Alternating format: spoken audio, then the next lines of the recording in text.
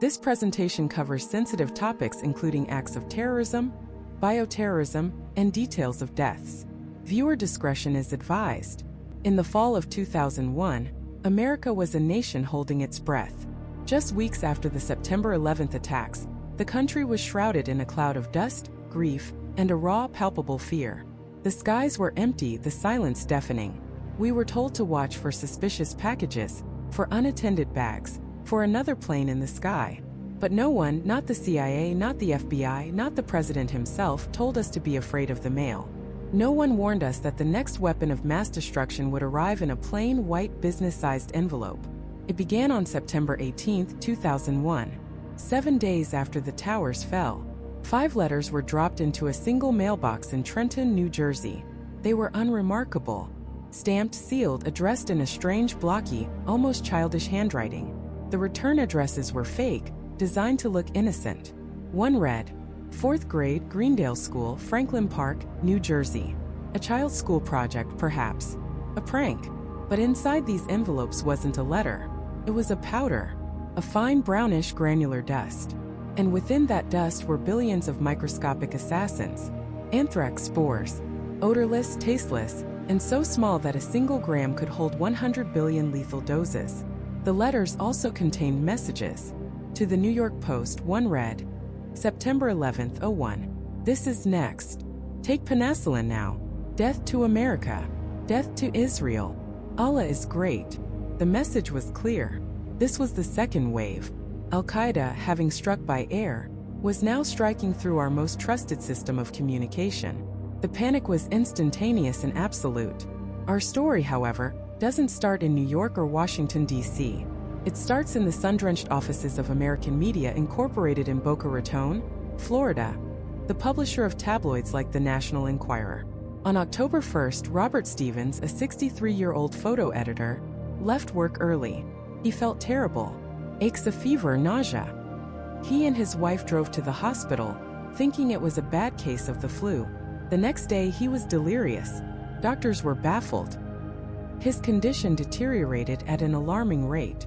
They ran every test they could think of. Then, a sharp-eyed infectious disease specialist noticed something on a spinal fluid test. Something that shouldn't be there. Bacteria. Rod-shaped.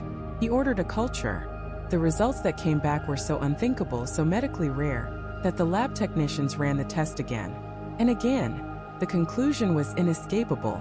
Robert Stevens was dying from inhalational anthrax, a disease so deadly and so uncommon that most doctors only ever read about it in textbooks.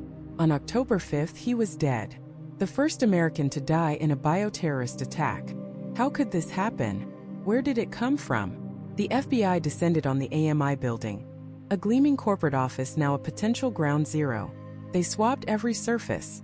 Desks, keyboards, mail bins. And there it was. Anthrax spores. They found them on Robert Stevens's keyboard. They found them in the mailroom. It had come through the mail. But Stevens hadn't received one of the threatening letters. The letter sent to his office was never found.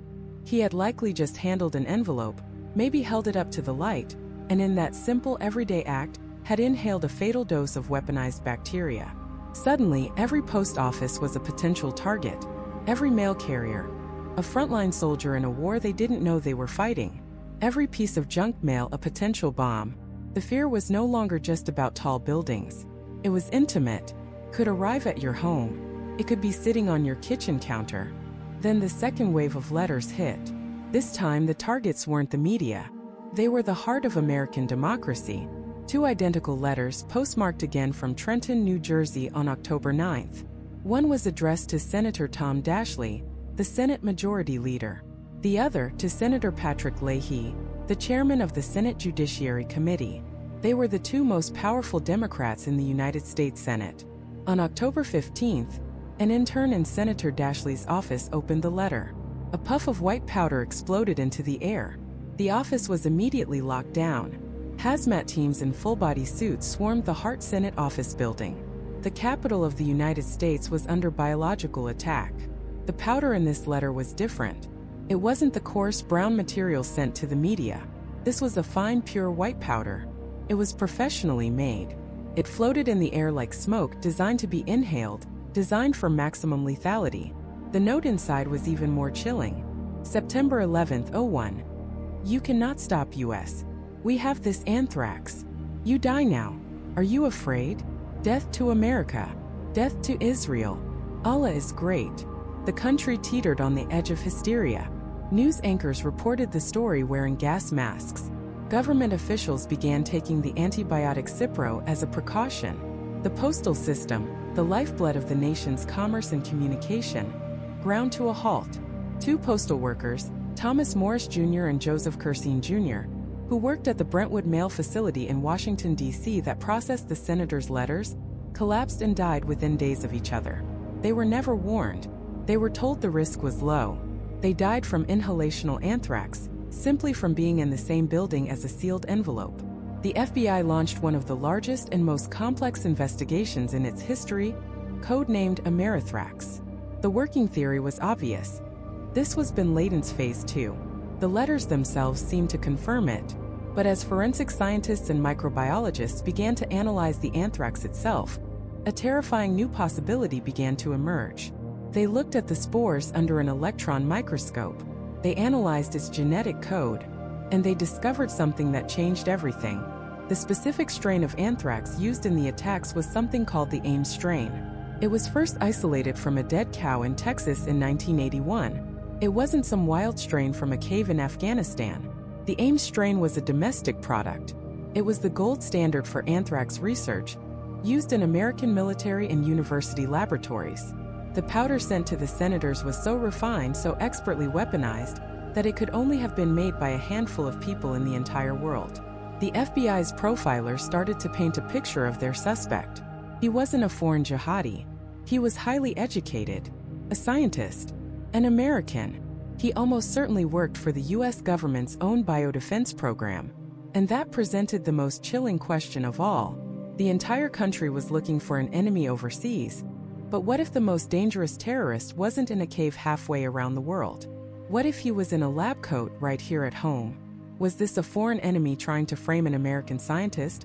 Or was the call truly coming from inside the house? The hunt was on, not for a terror cell, but for a single brilliant and twisted mind who had turned his own country's weapons against it. The investigation, codenamed Anthrax, became the largest and most complex in the history of the Federal Bureau of Investigation. More than 9,000 interviews would be conducted, 67 search warrants executed, and 6,000 subpoenas issued. The full weight of a wounded and vengeful nation was brought to bear on this single terrifying question. Who was doing this? Initially, the shadow of Al-Qaeda loomed large. The timing was too perfect, too cruel. It felt like a second wave, a biological bookend to the kinetic horror of 9/11. The FBI explored every possible link. They chased down rumors of Iraqi scientists meeting with Al-Qaeda operatives in Prague. They investigated chatter about Osama bin Laden's desire for weapons of mass destruction. But every lead went cold. There was no claim of responsibility, no follow-up demands. This attack was different. It was silent, anonymous, and terrifyingly precise. The first major breakthrough came not from an informant or a lucky break, but from a laboratory. Scientists at the Armed Forces Institute of Pathology and other government labs began a painstaking genetic analysis of the powder from the letters. What they found sent a shockwave through the investigation. The anthrax wasn't some crude, garage-brewed concoction. It was the Ivins strain. To the average person, that name meant nothing. But to the handful of scientists in the world of biodefense, it meant everything. The Ivins strain was the gold standard of anthrax, a particularly virulent and stable version that had originated from a single sick cow in Texas in 1981. And it was the exact strain used in the U.S. Army's biodefense program. It was grown, weaponized, and studied in a very small, very secure number of American government and contractor labs. The horrifying implication was now unavoidable. The anthrax hadn't been smuggled in from a rogue state. It hadn't been cooked up by a foreign terror cell. It was homegrown. The call was indeed coming from inside the house. The FBI's focus immediately pivoted from the mountains of Afghanistan to a leafy, unassuming campus in Frederick, Maryland, Fort Detrick, home of the United States Army Medical Research Institute of Infectious Diseases, or USAMRIID. This was the epicenter of America's defense against biological weapons. And now, it was the primary suspect for being the source of them. The profilers went to work. They were looking for a man. They were almost certain it was a man, who was highly intelligent, meticulous, and likely had a scientific background. Someone with access to the Ames strain or who had access in the recent past. Someone with a grievance, a grudge against the government or society. Someone who felt overlooked, underappreciated. The profile was that of a classic insider threat. As investigators began interviewing the hundreds of scientists and staff who worked or had worked at USAMRIID, one name kept bubbling to the surface: Dr. Stephen J. Hatfill. On paper, Hatfill was a tantalizing fit. He was a physician and a virologist who had worked at USAMRIID from 1997 to 1999. He had deep expertise in biological weapons. After leaving the Army lab, he worked for a government contractor where he commissioned a report that detailed with chilling accuracy how a hypothetical anthrax attack by mail would play out. He was known to have a somewhat eccentric, even grandiose personality. He held a security clearance. He was, by all accounts, an expert in the very field of terror he was now suspected of perpetrating. The FBI began to focus on him with laser-like intensity. They tailed him 24/7. They searched his apartment multiple times, bringing in teams in full hazmat gear, a spectacle for the circling news helicopters. They drained a pond in a state park near his home, searching for discarded lab equipment. They publicly questioned his credentials, leaking to the press that his PhD was from a questionable university in Rhodesia, now Zimbabwe. They even brought in bloodhounds who, they claimed, detected the scent of the 9/11 hijackers and the anthrax letter victims on his person, in his car, and in his apartment, a piece of evidence that was as scientifically dubious as it was sensational. The pressure campaign culminated on August 6, 2002. At a press conference, Attorney General John Ashcroft, without mentioning Hatfill by name but leaving no doubt who he meant, referred to him as a person of interest. In the post-9/11 world, that phrase was a brand. It was a public declaration of suspicion from the highest levels of government. For Stephen Hatfill, it was the beginning of a living nightmare. His life was destroyed. He was fired from his job. His friends and colleagues were instructed not to speak with him. He was hounded by the media day and night, his face plastered on every news channel, his name synonymous with the anthrax killer. He held his own desperate press conferences on his front lawn, proclaiming his innocence, his voice cracking with a mixture of rage and despair. He was a patriot, he insisted, a man who had dedicated his life to protecting America from the very thing he was now accused of.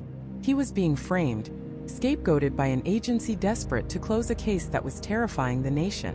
But as the FBI dug deeper, the case against Hatfill, which seemed so compelling on the surface, began to fall apart. For one thing, while he had worked at USAMRIID, investigators could find no concrete proof that he ever worked directly with the specific batch of Ames strain used in the attacks. The lab's security and inventory controls at the time were shockingly lax, but there was simply no record of him handling it, and no one could recall him being in the specific labs where it was stored. He had a solid alibi for the days the letters were mailed. He passed an FBI-administered polygraph test, though the results were, as always, debatable. The more they squeezed, the less they found. There was no physical evidence. No anthrax spores in his apartment, his car, or among his possessions. No DNA, no fingerprints.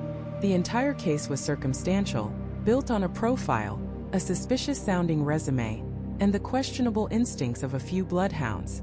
The FBI had publicly cornered a man who fit their theory, but they couldn't land a single punch that would stick. They had put him in the country through a media circus, but they were no closer to finding the truth. The investigation was at a dead end. Their prime suspect was, in all likelihood, an innocent man whose life they had systematically dismantled in the public square. And as the FBI quietly backed away from Stephen Hatfill, a chilling realization began to dawn on the Anthrax task force. The killer was still out there. He was still free, likely watching their every misstep with cold amusement. And he was still one of them, a trusted government scientist hiding in plain sight. The hunt had to begin all over again. But this time they would have to look even deeper into the heart of their own secretive world. The search for a foreign ghost had ended. Now the FBI was hunting a phantom within its own house. This wasn't a war on terror fought in distant caves. It was a mole hunt conducted in the sterile, fluorescent-lit hallways of America's most secure laboratories. The killer wasn't an outsider trying to break in. They were an insider who already had the keys. For the investigators of the newly dubbed Anthrax task force, this realization was a paradigm shift that was both terrifying and, in a strange way, clarifying. The entire world of potential suspects had collapsed into a tiny, elite, and deeply paranoid community. The key that unlocked this new phase of the investigation wasn't a confession or a witness. It was the anthrax itself. Scientists at the U.S. Army Medical Research Institute of Infectious Diseases, or USAMRIID, began a painstaking genetic analysis of the powder from the letters. What they found sent a shockwave through the intelligence community. This wasn't some crude, garage-brewed bioweapon. This was the AIM strain. To a layman, that means little. But to a biologist, it was everything. The AIM strain was the gold standard of anthrax, a particularly virulent and stable version that had been isolated from a dead cow in Texas back in 1981. And since then, it had been cultured, refined, and studied almost exclusively within the U.S. biodefense program. It was the lab rat of the bioweapons world. The FBI now had a scientific fingerprint, and that fingerprint pointed directly back at the United States government. The killer hadn't stolen a weapon of mass destruction.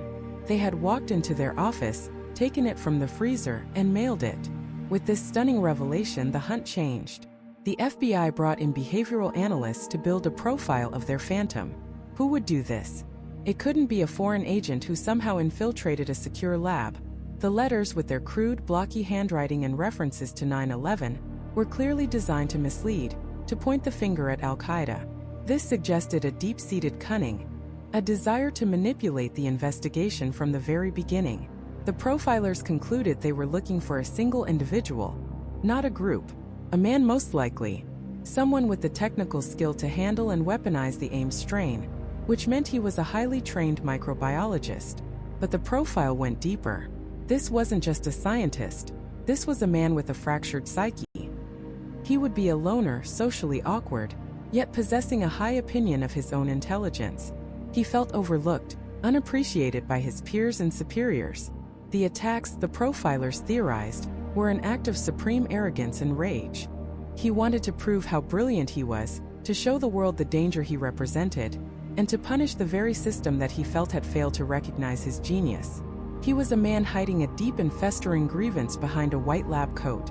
Armed with the genetic fingerprint and the psychological profile, the FBI's suspect list, once impossibly vast, shrank dramatically. They identified every lab in the world that had ever received a sample of the AIM strain from USAMRIID. The list was shockingly small, just a handful of government, university, and contractor labs, mostly in the US. The number of scientists with direct access was perhaps a few hundred people. The investigation turned inward with a vengeance. FBI agents, who just weeks before were chasing leads in Florida flight schools, were now interviewing PhDs in biosafety suits. They administered polygraphs. They took handwriting samples. They dug into personnel files, looking for anyone who fit the profile. The disgruntled employee, the office outcast, the brilliant but troubled mind. The atmosphere inside these labs became toxic. A world built on collaboration and trust was shattered by suspicion. Every colleague was a potential killer. Every strange comment, every past argument was re-examined through a new, sinister lens. The scientists, once patriots working on the front lines of biodefense, were now treated like a lineup of potential murderers. And in this lineup, one man began to stand out. His name was Dr. Stephen Hatfill. On paper, Hatfill was a perfect fit. He was a physician and a virologist with an extensive background in bioterrorism. He had worked at USAMRIID in the late 1990s, giving him intimate knowledge of the facility and its procedures. He had even commissioned a report in 1999 that detailed with chilling accuracy how to send anthrax through the mail as a terrorist act. The parallels were undeniable. He was brilliant, but he was also known to be an eccentric and sometimes abrasive personality. He had a reputation for embellishing his resume and telling tall tales about a past in the special forces. He was, to some, a classic example of the overlooked genius with a chip on his shoulder. The circumstantial evidence began to pile up. A bloodhound, given a scent from the Dashley letter, had supposedly shown interest in Hatfill. Investigators learned that he had been taking Cipro, the antibiotic used to treat anthrax, right around the time the letters were mailed, though he claimed it was for a sinus infection. Most damningly, he had been working at a government contracting firm just a few miles from the mailbox in Princeton, New Jersey, where the Anthrax letters were postmarked. He was in the right place at the right time with the right skills and potentially the right motive. The FBI's focus on Hatfill intensified. They tailed him 24/7. They searched his apartment multiple times, combing through his life, looking for the one piece of physical evidence that would tie him to the crime. They found none. No anthrax spores. No lab equipment. Nothing. But the pressure from Washington and the public was immense. The country was terrified and they needed a culprit. The FBI needed to show they were making progress. And so, in June of 2002, in a calculated move, the FBI leaked. They didn't arrest Hatfill, but they named him. Attorney General John Ashcroft, in a now infamous press conference, publicly labeled Stephen Hatfill a person of interest. The term was vague, but its effect was devastating. The floodgates of media speculation burst open. News vans parked outside his home. His face was plastered across every television screen in America. He was tried and convicted in the court of public opinion. His career was destroyed, his reputation left in tatters. The FBI was shadowing his every move, the media was dissecting his every flaw, and the entire nation was staring at him, convinced they were looking at the face of the Anthrax killer. The FBI had their man in a corner. They were certain that with enough pressure, he would finally break. But Stephen Hatfill didn't break. He bent, he raged, he despaired, but he did not confess to a crime he insisted he didn't commit. And the pressure the FBI applied was unlike anything seen in a modern investigation. It wasn't just a few agents asking questions. It was a full-scale psychological siege. Imagine waking up every morning, and parked across the street are two dark sedans. The men inside don't hide. They watch you. They follow you when you go to the grocery store, when you visit a friend, when you try to take a walk to clear your head. They are a constant, unnerving presence. Hatfill's life became a fishbowl. His trash was sifted through the moment he put it on the curb. His phone was tapped, his emails were read. Helicopters were reported to have hovered over his apartment building. It was a relentless 24/7 surveillance operation designed to do one thing: make him crack. The FBI wasn't acting in a vacuum. They had a powerful, unofficial partner, the American media. And one voice rose above the rest: Nicholas Kristof, a prominent columnist for the New York Times. Starting in the spring and summer of 2002, Kristof began publishing a series of columns about the Anthrax case. He never used Stephen Hatfill's name. He didn't have to. He created a detailed silhouette of a suspect he codenamed Mr. Z. Kristof wrote that investigators were focusing on an American bioweapons expert with a Jekyll and Hyde personality, someone who had access to anthrax, who had worked for the government, and who fit the profile of a domestic terrorist.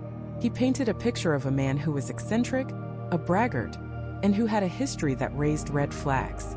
With each new column, the silhouette became clearer and clearer, until it was impossible not to see Stephen Hatfill standing there. Kristof's sources were clearly high-level figures within the investigation, feeding him details that pointed in only one direction. This created a dangerous feedback loop. The FBI would leak to the press would publish the information, and the resulting public outcry would then justify the FBI's intense focus on Hatfill. He was being tried and convicted in the court of public opinion, based on anonymous sources and carefully selected details. On August 11, 2002, Hatfill decided he'd had enough of the whispers and the shadows. In a surreal scene, he walked out to the front of his apartment building, faced a phalanx of cameras and reporters, and declared his innocence to the world. He was defiant, angry, and visibly shaken. He looked directly into the cameras and said, "I have been fully cooperative with the FBI. I have never worked with anthrax. I know nothing about the anthrax attacks. I had nothing to do with it." He called the government's investigation unrelenting and outrageous. He was a man alone, shouting into a hurricane of suspicion. He did it again 2 weeks later, this time with a lawyer by his side, his voice cracking with emotion as he described how his life, his reputation, and his career had been destroyed. To his supporters, it was the desperate plea of an innocent man. To the FBI and much of the public, it was the frantic performance of a guilty man feeling the walls close in. The walls were indeed closing in. The FBI had already executed multiple searches of his apartment in Frederick, Maryland. They descended on the apartment with a full hazmat team, a mobile command center, and a media circus in tow. They scoured every inch of the place. They found books on bioterrorism and espionage, not unusual for a man in his profession. They found a culture plate that could be used to grow anthrax, but it was from a biodefense training course he had taught. Most tantalizingly, they found a single solitary spore of the Ames strain of anthrax, the same strain used in the attacks, in a shared off-site storage locker he had once used. But it was just one spore, a contamination level so low it could have come from anywhere, even carried on the clothes of the investigators themselves. It was smoke, but it wasn't a fire. And then the FBI brought out their secret weapon, bloodhounds. Not just any bloodhounds, but dogs specially trained by a legendary handler from California. The theory was that these dogs could smell the unique scent of the person who sent the letters, even months later. The FBI had the dogs sniff the original anthrax letters in envelopes. Then they presented the dogs with the scent lineup. They used items from various scientists and persons of interest, including a cloth that had been wiped on Stephen Hatfield's chair. The result was dramatic. The dogs reportedly went wild, alerting aggressively and exclusively to Hatfield's scent. For the investigators, this was a breakthrough. It was a seemingly objective scientific link. A living, breathing metal detector that had just screamed guilty. Attorney General John Ashcroft was so confident that in a press conference, he publicly labeled Hatfield a person of interest. In the post-9/11 world, those 3 words were a death sentence for a reputation. It was the official branding of a pariah. The media frenzy exploded. Stephen Hatfield was now officially the face of the Anthrax investigation. His photograph was everywhere. His personal history, his time in Rhodesia, his embellished resume, his quirky personality, was picked apart and presented as evidence of a sinister mind. But behind the scenes, the case was starting to wobble. The bloodhound evidence, as powerful as it seemed, was scientifically dubious. Could a dog really detect a unique human scent on a letter that was months old, had passed through countless mail sorting machines, and had been handled by dozens of people? Many forensic experts were deeply skeptical. It was courtroom theater, not hard science. Furthermore, the FBI's own behavioral profile of the killer didn't quite fit. The profilers had concluded the killer was likely an insecure, antisocial loner who worked in a lab. Someone methodical, quiet, and resentful. Stephen Hatfield was not that. He was outgoing, a storyteller, a man who craved attention. He was a known fabricator who inflated his own importance, but was he a meticulous, vengeful killer? The pieces didn't fit neatly together. The FBI had also administered 2 separate polygraph tests, or lie detector tests, to Hatfield. He passed both. While polygraphs are not admissible in court, a failed test would have been trumpeted as proof of guilt. His passing them was a frustrating complication for the investigators. They had a mountain of circumstantial evidence, intense media pressure, and a positive bloodhound sniff, but nothing concrete. No DNA, no fingerprints, no confession, just a man who fit a convenient narrative. For 2 years, this stalemate continued. Hatfield was a man in limbo, unable to work, his name synonymous with domestic terrorism. The FBI continued to watch him, hoping for a mistake, a slip-up, a confession that never came. Then, Stephen Hatfield did something no one expected a guilty man to do. He went on the offensive. He filed a massive lawsuit against the Department of Justice, the FBI, John Ashcroft, and other officials, accusing them of violating his constitutional rights and systematically destroying his life with a campaign of leaks and innuendo. He wasn't just claiming innocence anymore. He was demanding justice and accountability from the most powerful law enforcement agency in the world. The FBI had put all their chips on one man. They had publicly and privately targeted him, convinced he was their killer. But now their star suspect was not only refusing to confess, he was dragging them into a legal battle that threatened to expose the weaknesses and potential misconduct at the heart of their entire investigation. The Anthrax case, once a frantic sprint to catch a killer, had slowed to a grinding halt. They had their man, but they couldn't prove it. And a terrifying question began to linger in the air. If they were wrong about Stephen Hatfield, then the real killer was still out there, free, watching the whole spectacle unfold. The FBI was in a free fall. For nearly 2 years, they had chased Stephen Hatfield, convinced he was their man.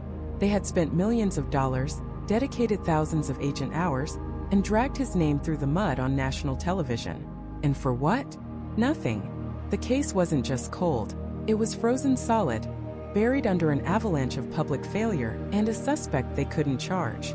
The Anthrax task force was a rudderless ship in a storm of public and political pressure. The media mocked them. Congress demanded answers. And somewhere the real killer, the person who had mailed those deadly letters, was watching it all, perhaps with a sense of satisfaction, a sense of impunity. The most extensive investigation in the history of the FBI had hit a brick wall so hard it threatened to bring the whole building down. But while the public-facing investigation was collapsing, a second, quieter investigation was just beginning. This one wouldn't be fought in press conferences or stakeouts, but in the sterile, silent world of laboratories. It was a desperate gamble, a Hail Mary pass born from the failure of traditional detective work. If they couldn't find the man, they decided they would find the source. They would let the anthrax itself tell them where it came from. This was the dawn of a brand new field, microbial forensics. The idea was simple in theory but monumental in practice. Every living thing has DNA, a unique genetic code. And while the anthrax in the letters was all of the same strain, the FBI theorized that tiny microscopic mutations might exist within the spores, subtle genetic typos that could act like a fingerprint, linking the attack powder back to its parent batch in a specific lab. To understand the scale of this challenge, you have to picture what they were up against. They needed to fully sequence the entire genome of the anthrax bacteria from the attack letters, all 5.2 million base pairs of its DNA. Then, they had to do the same for every sample of that same anthrax strain held in government and private labs across the country, and even the world. They were looking for a handful of unique mutations, a few misplaced letters in a genetic novel longer than the Bible. It was an unprecedented effort, costing tens of millions of dollars and pushing the boundaries of genetic science. The FBI was essentially building the plane while flying it, inventing a new type of investigation on the fly because every other path had led to a dead end. Slowly, painstakingly, the science started to yield results. The first major breakthrough was confirming the exact strain. The killer had used the Ames strain of anthrax. Now, that name might sound generic, but in the world of microbiology, it's famous. The Ames strain was first isolated from a dead cow in Texas in 1981 and was later cultured at the U.S. Army Medical Research Institute of Infectious Diseases, or USAMRIID, in Fort Detrick, Maryland. Because it was particularly virulent, it became the gold standard for anthrax research. USAMRIID had shared its Ames strain with at least 15 other labs in the US and 6 overseas. This was a critical turning point. The killer wasn't some rogue state or shadowy terror cell with a novel bioweapon. The killer was almost certainly an insider. Someone with access to one of the most secure and well-documented bioweapons programs on the planet. The list of potential sources had shrunk from thousands of possibilities worldwide to just over 20. But this created a new, even more complex problem. They now had a list of labs but not a specific flask. It was like knowing a killer used a 1999 Honda Civic, but there are thousands of them on the road. The FBI launched a massive, systematic collection effort. Agents in hazmat suits fanned out across the country, visiting every lab that had ever received a sample of the Ames strain from USAMRIID. They collected over 1,000 different samples from these labs, each one representing a potential parent to the batch used in the attacks. Each of those 1,000 samples had to be cultured and then have its entire genome sequenced. It was a Herculean task, a search for a needle in a haystack made of other needles. And at the heart of this scientific storm was a man named Dr. Bruce Ivins. Ivins was one of the top anthrax researchers at USAMRIID, a co-inventor of 2 anthrax vaccines, a man who had dedicated his life to protecting America from the very substance now being used as a weapon. In the frantic days after the attacks, Ivins had been a hero. He and his colleagues worked around the clock, often sleeping on cots in their labs, testing samples for the FBI, trying to help the investigation in any way they could. He was brilliant, dedicated, and deeply knowledgeable about the Ames strain because he was one of the people who controlled it. For years, Bruce Ivins was the custodian of the RMR 1029, the single most valuable flask of Ames strain anthrax at USAMRIID, the parent flask from which nearly all other samples at the facility were grown.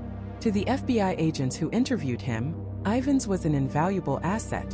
He was an expert witness, a guide through the labyrinthine world of microbiology. He helped them understand the science, explained the subtle differences between cultures, and pointed them toward new avenues of inquiry.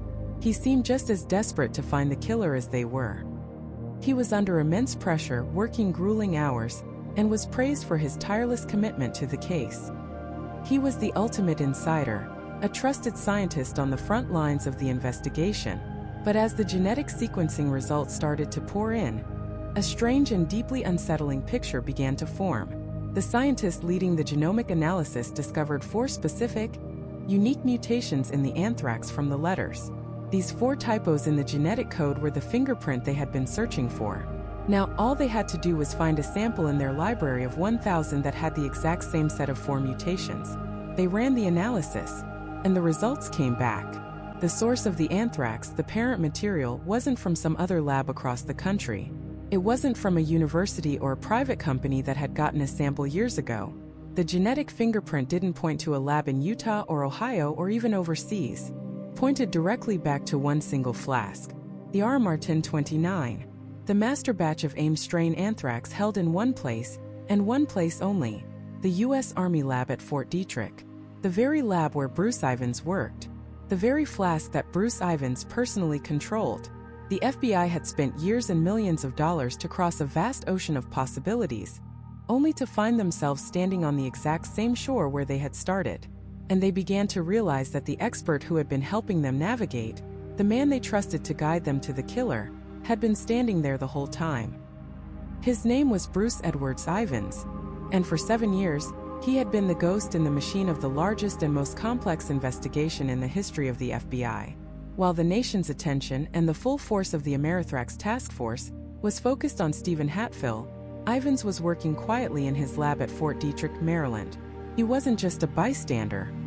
He was an active participant in the investigation into his own crimes. He helped the FBI analyze the anthrax powder from the letters. He offered theories. He pointed fingers. He was the ultimate insider, hiding not in the shadows, but under the bright sterile lights of a government laboratory. The case against Stephen Hatfill had been a house of cards, built on a flawed profile and circumstantial evidence that crumbled under scrutiny. By 2007, the FBI was forced to admit defeat. They exonerated Hatfill, ultimately paying him a nearly $6 million settlement for the damage they had done to his life and reputation. The investigation was in shambles. 7 years had passed, 5 people were dead, and the most wanted man in America was still a ghost. The public was losing faith. Congress was demanding answers. The pressure was immense. The FBI had to go back to the very beginning, to the only piece of physical evidence they truly had, the anthrax itself. And that's when science gave them a key they didn't have before. In the early days of the investigation, genetic testing of bacteria was a blunt instrument. They could identify the strain, the AIM strain, but they couldn't distinguish one batch of AIMs from another. It was like knowing a suspect drove a black Ford sedan, but not having the license plate. But now, years later, a new revolutionary technique had been perfected. It was called microbial forensics. Think of it like a bacterial family tree. Every time a colony of anthrax bacteria reproduces, it makes copies of its DNA. And almost every time these copies are perfect. But every now and then a tiny random error occurs. A single letter of the genetic code gets flipped. It's a mutation. These mutations are passed down to all subsequent generations, creating a unique genetic signature, like a tiny birthmark. If you could identify these unique markers in the anthrax from the attack letters, you could theoretically trace it back through its family tree, generation by generation, until you found its original parent culture. The FBI, in partnership with outside labs, embarked on a monumental task. They collected over 1,000 samples of the AIM strain from labs all across the United States and the world, every lab known to have possessed it. They then began the painstaking process of sequencing the full genome of each and every sample, looking for those tiny telltale mutations. It was a search for a needle in a haystack the size of a planet. But it worked. After years of meticulous work, they found it.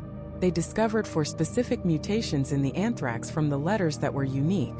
This was the genetic license plate. Now they just had to find the car. They ran the signature against their library of over 1,000 samples. And they got a match. A single match. The results were unambiguous and chilling. The anthrax from every single letter, the one sent to NBC, the one sent to Senator Dashley, the ones that killed the postal workers, all of it came from a single flask. A flask labeled R. Martin 29. And that flask was stored in just one place on Earth. the United States Army Medical Research Institute of Infectious Diseases, USAMRIID, Fort Detrick, the very lab that was leading the scientific investigation. The call wasn't just coming from inside the house. It was coming from the security control room. The killer wasn't an outside agent. They were one of them. Suddenly, the entire pool of suspects shrank from millions of people to just a few hundred scientists and staff at a single facility. And when they narrowed it down to who had the access, the skills, and the opportunity to create the powder in that flask, the pool shrank even further. Now, they were looking at a list of about 10 people. And on that list was a familiar name, Dr. Bruce Ivins. He hadn't been a primary suspect before. Why would he be? He was the government's go-to guy, a brilliant microbiologist who had spent 2 decades developing an anthrax vaccine. He'd co-authored dozens of scientific papers. He was, by all accounts, a patriot, a dedicated civil servant. When the attacks happened, he had worked tirelessly, often logging 80-hour weeks, to help the FBI. He seemed to be on their side. But with the new genetic evidence pointing directly to his lab, and specifically to a flask that was under his sole custody, investigators began to look at him through a new lens. And the helpful, quirky scientist began to look very, very different. They pulled his lab access records, and they found a disturbing pattern. In the weeks leading up to both the first and second wave of mailings, Bruce Ivins had suddenly, and without explanation, begun a series of late-night work sessions, alone in the lab. For a man whose job was vaccine research, which took place during normal business hours, these solo, after-hours sessions in the hot suite, where the most dangerous pathogens were handled, were highly unusual. He had logged over 32 hours of this unexplained late-night work in the critical periods. When his colleagues were asked about it, none of them could provide a reason for it. When Ivins himself was asked, his explanations were vague and they kept changing. The FBI began digging deeper into his life, and the portrait of a stable scientist began to fracture. They discovered a man with a secret history of serious mental health issues. They unsealed records from his therapist, which painted a picture of a paranoid, angry, and deeply troubled individual, a man who felt slighted and overlooked by his peers, and who harbored dark, homicidal thoughts. He told his therapist he was afraid of what he might do, that he had incredible paranoid, delusional thoughts, and that he was terrified he could not control his anger. Then came the emails. The FBI recovered emails Ivins had written around the time of the attacks. In one, just before the letters were sent, he wrote about being depressed and frustrated. He felt his life's work, the anthrax vaccine, was on the verge of being canceled. The attacks, of course, changed everything. Suddenly, the anthrax vaccine wasn't a failing project. It was a national priority.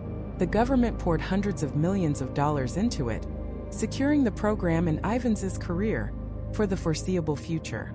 It was a powerful, if circumstantial, motive. He hadn't just created a crisis. He had created a crisis for which he and his vaccine were the only solution. But the most bizarre piece of the puzzle was yet to come. The investigation uncovered a strange, decades-long obsession. Ivins was fixated on a specific sorority, Kappa Kappa Gamma. The mailbox in Princeton, New Jersey, where the letters were mailed from, was located directly across the street from the sorority's national headquarters. It was a detail so specific, so out of place, that it seemed like a bizarre coincidence.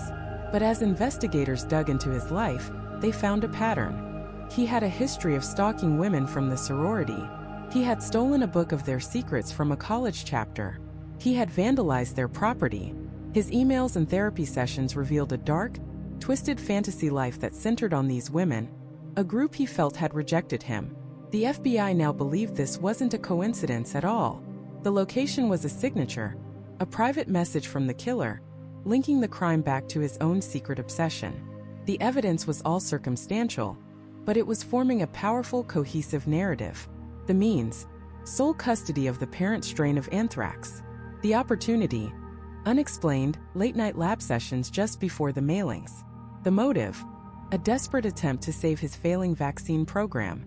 And the signature: a bizarre link to a lifelong personal obsession. The ghost was finally starting to take shape. The FBI had their man. But they knew this wasn't like any other suspect. This was a man who understood microbiology, forensics, and evidence better than almost anyone. A man who had successfully misled them for 7 years. And as they began to tighten the net, placing him under 24/7 surveillance, they would discover that the man they were hunting was far more unstable and far more dangerous than they could have ever imagined. The surveillance operation that descended upon Bruce Ivins in late 2007 was one of the most intensive in FBI history. It was a ghost net, woven from unmarked cars, hidden cameras, and silent agents, closing in on a man who had, for years, hidden in plain sight. They watched his house. They watched his office at the United States Army Medical Research Institute of Infectious Diseases, or USAMRIID. They tracked his car with GPS, monitored his email, and listened to his phone calls. Every day, a team of agents would follow him on his commute, a delicate ballet of vehicles swapping positions to remain undetected. But Ivins was a man drowning in paranoia, and it didn't take long for him to feel the water rising. He started driving erratically. He'd suddenly pull over to the side of the road, waiting to see who would drive past. He'd take bizarre, labyrinthine routes to work, turning down residential streets and looping back on himself, trying to shake a tail he couldn't see but could absolutely feel. To the agents watching, this wasn't the behavior of an innocent man caught in a misunderstanding. This was counter-surveillance. These were the actions of someone with something to hide. As they dug deeper into his life, they began to uncover a private world of obsession and rage that provided a chilling potential motive for the attacks. It all centered around a sorority, Kappa Kappa Gamma. It was an obsession that had started decades earlier when he was a student at the University of Cincinnati. A woman from the sorority had rejected him, and that single event festered into a lifelong fixation. It was more than just a grudge. It was a bizarre one-sided war he waged in the shadows. He had vandalized sorority property. He had even broken into the sorority house, and the obsession never left him. For years, he drove hundreds of miles out of his way just to pass by Kappa Kappa Gamma chapter houses at various universities. The FBI discovered he had a secret post office box and a secret email address he used to harass a former colleague, Dr. Nancy Hagewood, who also happened to be a member of Kappa Kappa Gamma. He'd become fixated on her, believing she was trying to sabotage his career. He used the secret email to send her strange, threatening messages, blaming her for his professional failures. He even stole her lab notebook containing her research on an AIDS vaccine, a devastating act of professional sabotage. When agents searched his home, they found a copy of the sorority's secret ritual book. He had compiled a list of members. He was, in his own mind, a wronged outsider, locked in a fantasy struggle against a secret society of women he felt had slighted him. And then the FBI made a stunning connection. The mailbox, the street-side collection box in Princeton, New Jersey, where the Anthrax letters were mailed from, was located directly across the street from a university eating club, a building used exclusively by the Princeton chapter of Kappa Kappa Gamma. The idea was almost too bizarre to be credible, but it fit the psychological profile they were building. Was it possible that the deadliest act of bioterrorism in American history was rooted in a decades-old collegiate grudge? Was Ivins trying to frame the sorority, or was he simply drawn to a location that held such a powerful, twisted significance for him? The pressure of the constant surveillance began to crack him open. He knew he was the focus of the Anthrax investigation. He told colleagues he was being framed. He told his family the FBI was trying to railroad him.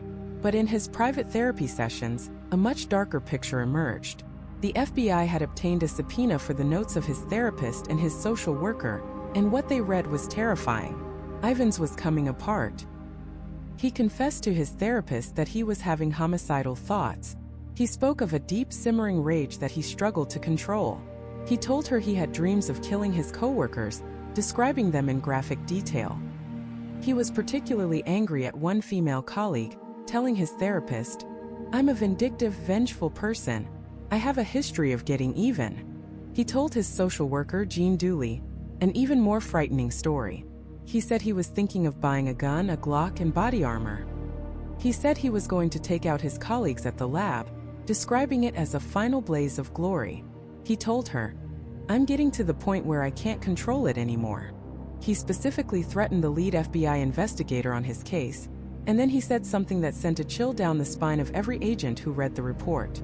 He told Dooley that he was not a sociopath, because a sociopath doesn't feel remorse. But then he added that he was, in his own words, a crazed homicidal killer. This was the man with unfettered access to the world's deadliest pathogens. the man who held the keys to the very lab that housed the RMR 1029 flask, the parent stock of the Ames strain anthrax used in the attacks. The FBI was no longer just investigating a crime. They were actively trying to prevent a new one. The surveillance wasn't just about gathering evidence anymore. It was about public safety. They feared he was on the verge of a violent explosion, and their fears were justified. Agents trailing him began to notice another disturbing pattern. Late at night, Ivins would go for long, aimless drives. They followed him as he drove for hours, often ending up in the same general area. He'd drive to Northern Virginia, near the locations of post offices where he was known to have mailed packages under pseudonyms for years. He'd also drive to the area around Princeton, New Jersey, near the very mailbox where it all began. On one occasion, surveillance teams watched in the dead of night as Ivins got out of his car and spent nearly an hour walking around the area of the Kappa Kappa Gamma building, pacing back and forth near the mailbox, as if reliving a memory. But it was his behavior at work that became the most immediate threat. He was seen disposing of materials in the lab's biohazard bins, and agents worried he was destroying evidence. They saw him cleaning out his office, his lab space, meticulously sanitizing surfaces. Was he just a neat person? Or was he scrubbing away the last microscopic traces of his crime? The FBI decided they couldn't wait any longer. They had a mountain of circumstantial evidence, a suspect who was psychologically unraveling, and a ticking clock. They believed that if they confronted him directly, if they laid out their case piece by piece, the pressure would finally make him break. They had to get a confession.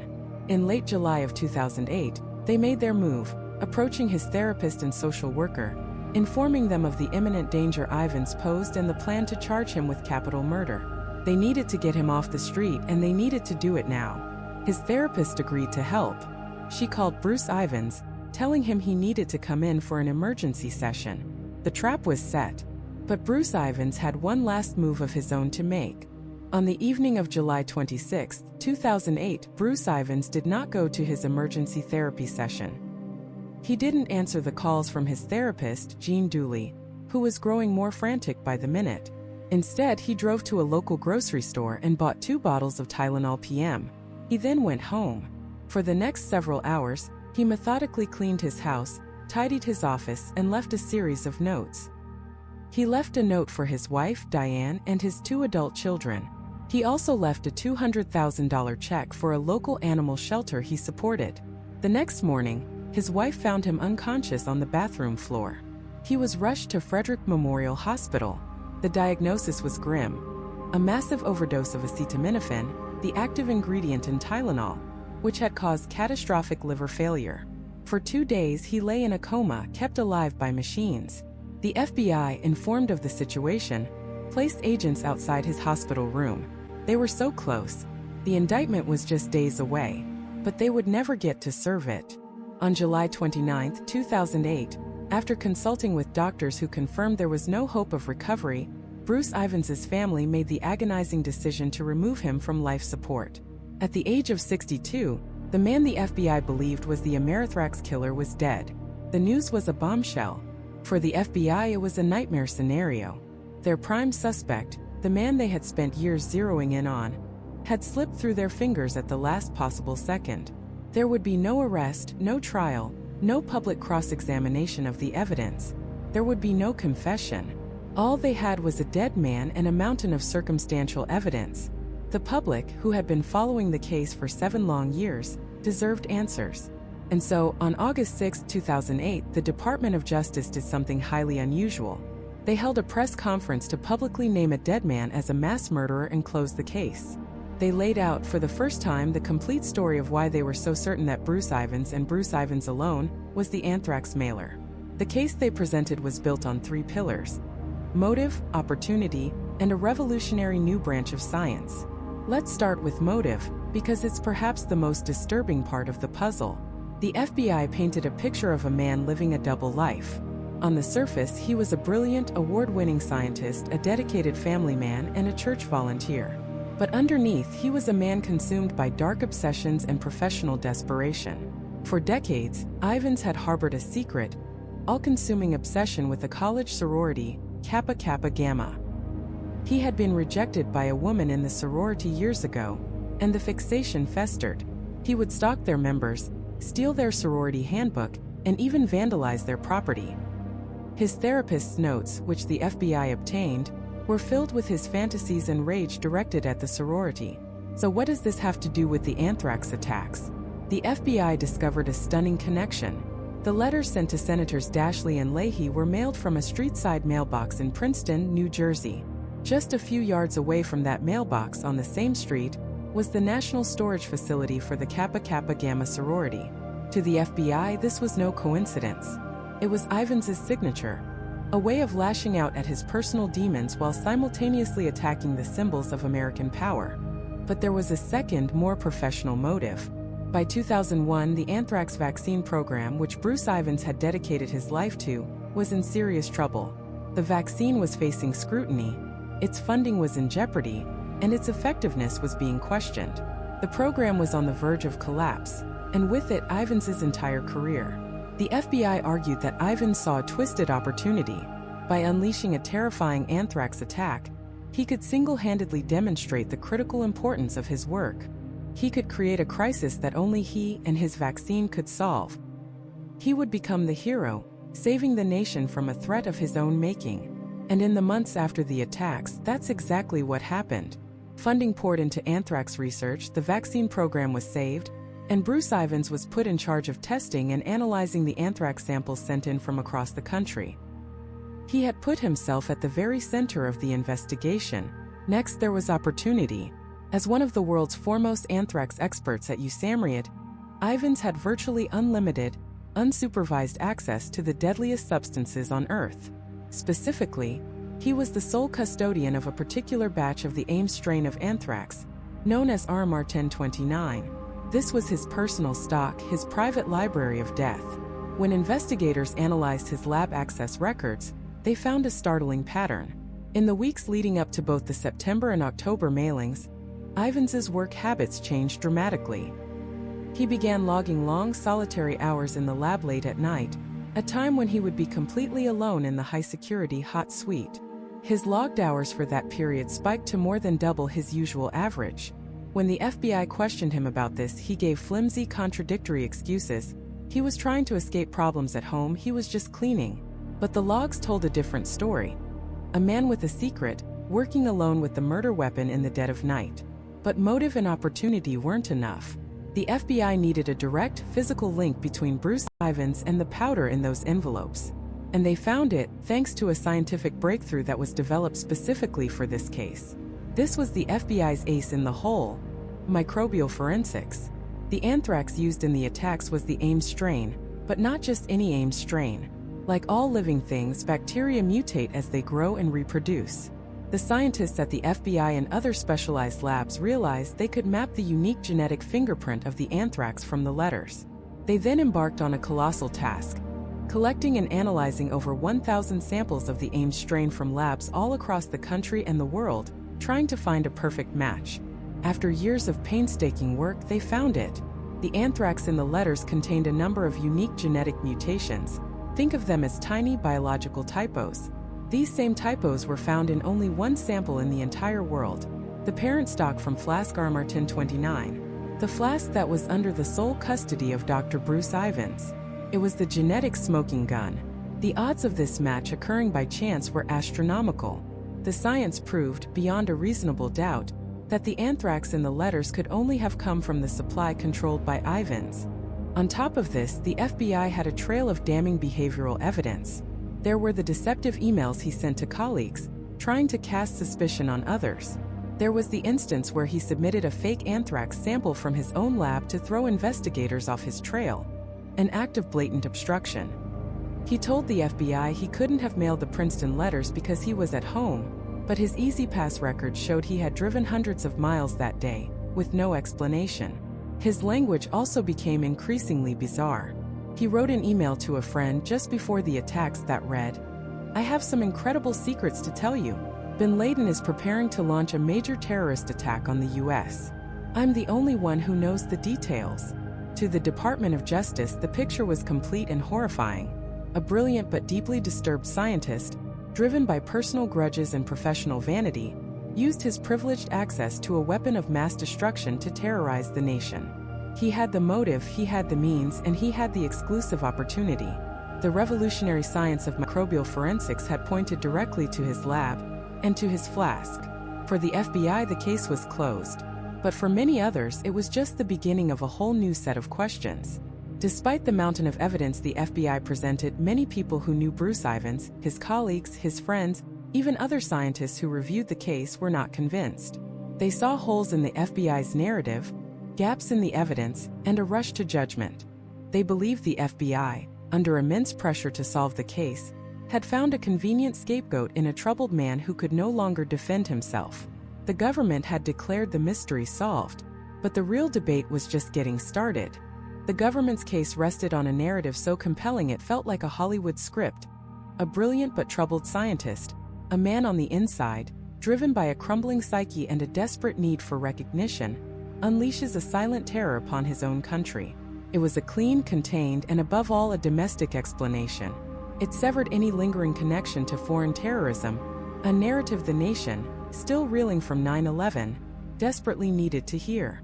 But for those who knew Bruce Ivins, who had worked alongside him for years in the high-stakes world of biodefense, this story didn't just feel wrong, it felt impossible.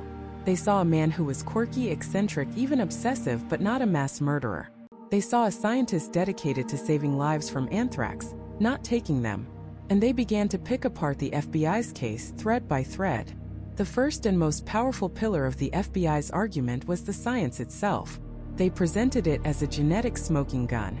The DNA of the anthrax in the letters, they said, was a direct match to a single specific flask in Ivins's lab at Fort Detrick, a flask designated RMR 1029.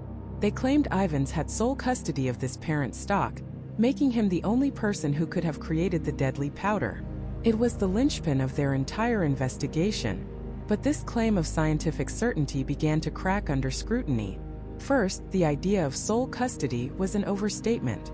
While Ivins was the custodian of RMR 1029, records showed that samples from that very flask had been sent to at least 3 other labs in the United States and Canada.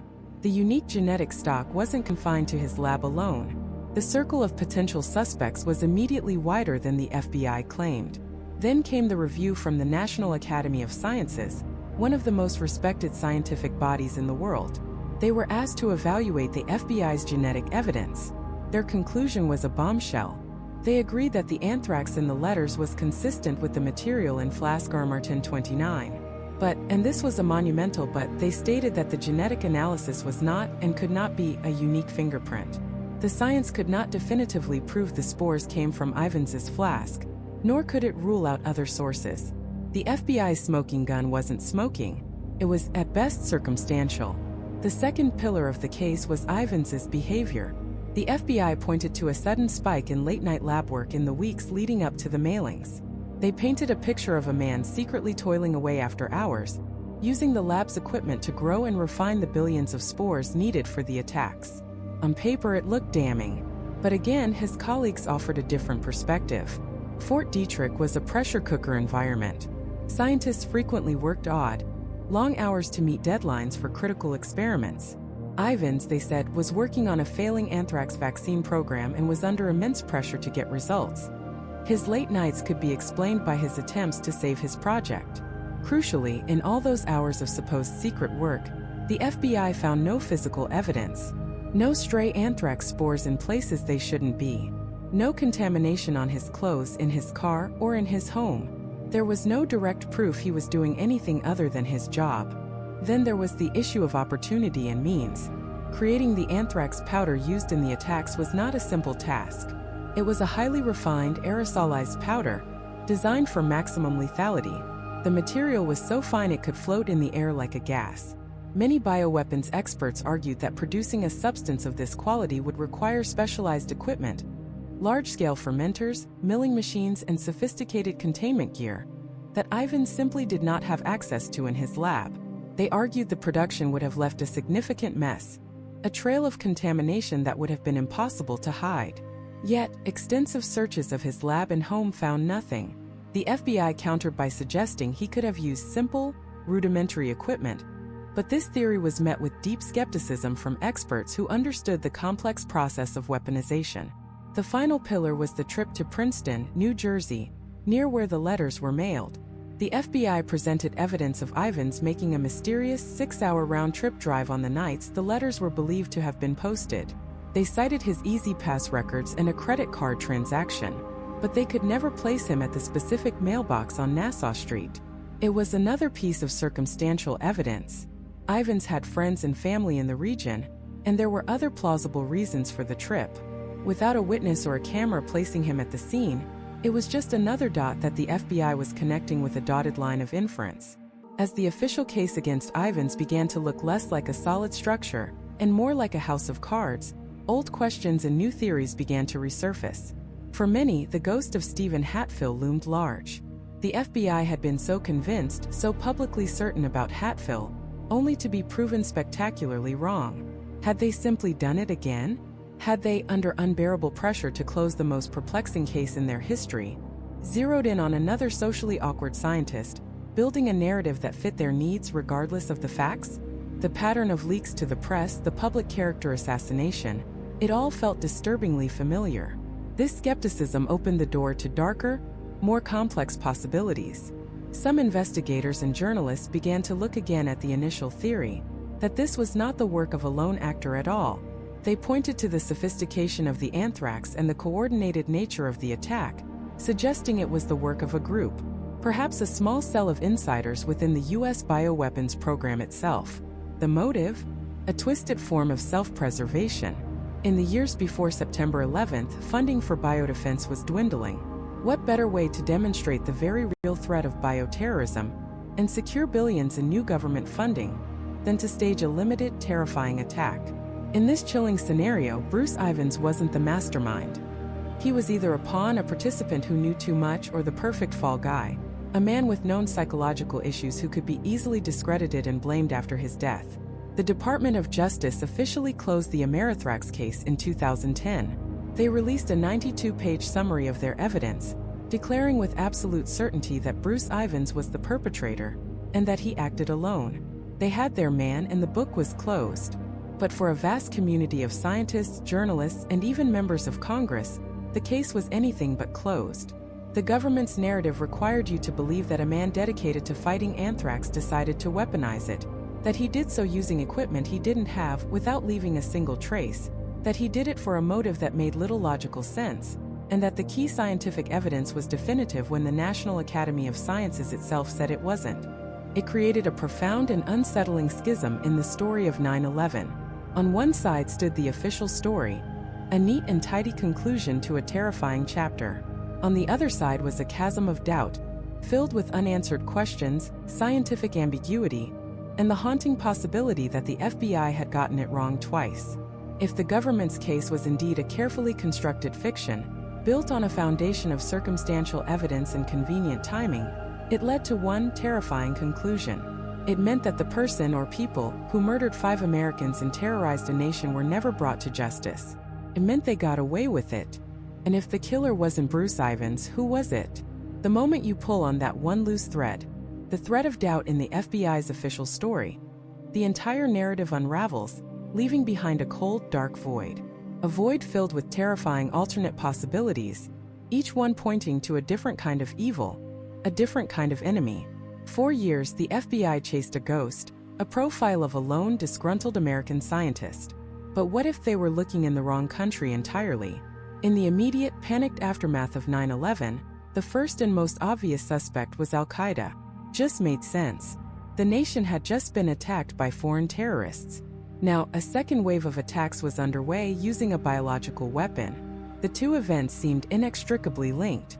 The media, the public, and even many in the government were convinced this was the work of Osama bin Laden. And there was evidence, or at least things that looked like evidence. Intelligence reports suggested Al-Qaeda had been actively trying to acquire biological weapons for years. They had training camps in Afghanistan where they allegedly experimented with poisons and crude chemical agents. Then there was the curious case of the 9/11 hijackers themselves. At least 2 of them, including ringleader Mohammed Atta, had reportedly sought treatment for skin lesions consistent with cutaneous anthrax in the months leading up to the attacks. Was it possible they had been handling the material? The most tantalizing clue came from a single word: bentonite. Early reports from government labs suggested the anthrax powder was weaponized with bentonite, a clay-like additive used by some state-sponsored bioweapons programs, most notably Iraq's, to prevent clumping and allow the spores to float in the air for longer.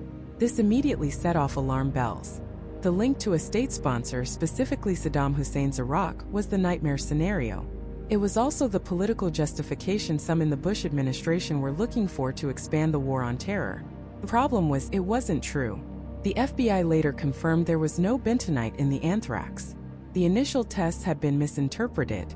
The powder was pure and incredibly fine, but its deadly dispersal was due to its natural electrostatic charge, not a chemical additive. By the time this correction was made public, the narrative had already taken root.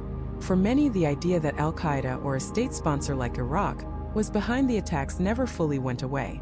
They see the FBI's pivot to a domestic lone wolf as a convenient way to close a case that was far too complex and politically explosive to solve.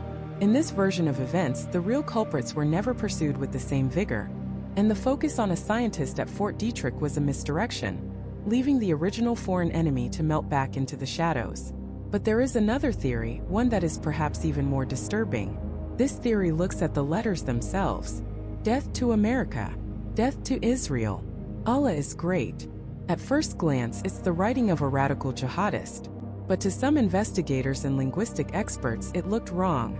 Felt like a caricature, like someone pretending to be a terrorist. The phrasing was too simplistic, too much like a Hollywood villain. Why would a genuine Islamic extremist, writing in English, use the phrase Allah is great, instead of the much more common Allahu Akbar? Why were the targets not symbols of American military or economic power, like the Pentagon or the World Trade Center, but instead two liberal Democratic senators, Tom Dashley and Patrick Leahy, and the mainstream media? This line of thinking leads to the chilling possibility of a false flag operation.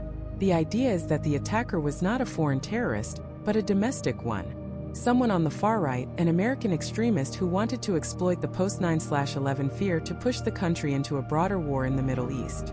The targets, liberal politicians and the media, were their political enemies. The crudely written notes were a deliberate plant, designed to point the finger at Muslims and create a public outcry for retaliation. In this scenario, the killer wasn't trying to help Al-Qaeda. They were trying to frame them. They were using the panic of 9/11 as a smokescreen to settle domestic political scores and manipulate U.S. foreign policy. This theory suggests a villain not from overseas, but from within. A homegrown terrorist with a deep, twisted knowledge of the nation's fears, who used a microscope and a mailing envelope to try and steer the course of history. Both of these theories, the foreign plot and the domestic false flag, have their believers. But they both run into the same significant roadblock, the science. The genetic analysis of the anthrax spores. The FBI's most powerful piece of evidence wasn't psychological or circumstantial. It was biological. The DNA of the Ames strain in the letters was a near-perfect match to the specific batch RMR 1029 that was created and stored at the U.S. Army Medical Research Institute of Infectious Diseases, or USAMRIID, at Fort Detrick. While other labs had samples of the Ames strain, the unique genetic mutations found in the attack spores pointed overwhelmingly back to that one flask. This is why the FBI became so convinced the killer was an insider. The science told them the material had to have come from a very small, very secure circle. It narrowed the list of potential suspects from millions of people around the world to just a few hundred scientists and technicians with access to the lab. This is what led them first to Stephen Hatfill, the bioterrorism expert whose life they publicly destroyed before exonerating him with a multi-million-dollar settlement. And it's what ultimately led them to Bruce Ivins. But what if the science was right, and the FBI's conclusion was still wrong? What if the killer was a USAMRIID insider, just not the one they named? The investigation into Ivins revealed a lab with shockingly lax security. Records of who entered secure areas were poorly kept. Scientists frequently worked alone late at night. The honor system was the primary defense against the theft of the world's deadliest pathogens. The FBI focused on Ivins because of his late-night lab hours, his psychological issues, and his inability to provide a solid alibi. But dozens of other people had access to that same lab. Dozens of others could have potentially taken a small sample. The true killer might be someone who was far more careful than Ivins, someone who never sent a suspicious email, who never exhibited strange behavior, who never gave investigators a single reason to look their way. They could be a colleague who worked alongside Ivins for years, a quiet, meticulous scientist who harbored a hidden motive, executed their plan flawlessly, and then watched silently as the investigation consumed and destroyed the life of another man. This person would have understood the science, the security protocols, and the investigative process well enough to stay one step ahead. They committed the perfect crime and then they simply went back to work. And so, more than 2 decades later, the Anthrax case remains a ghost story.